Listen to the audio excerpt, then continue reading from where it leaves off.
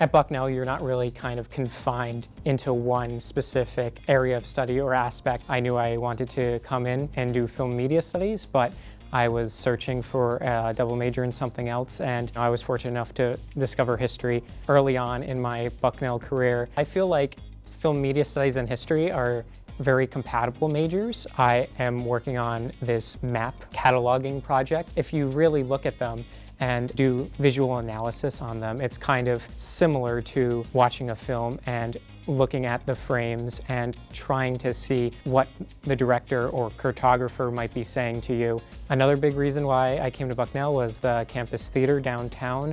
It's a very unique venue that you don't see very often.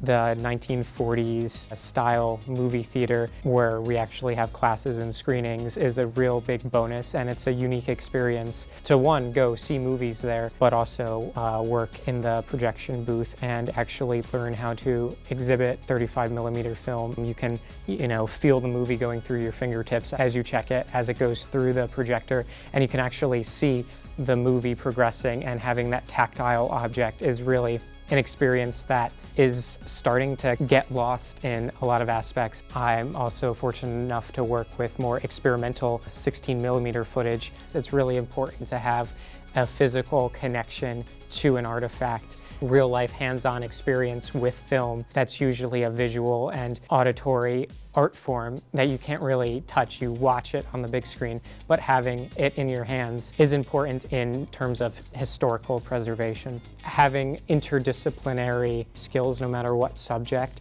I feel makes you a stronger student, a stronger learner, and a stronger citizen of the world.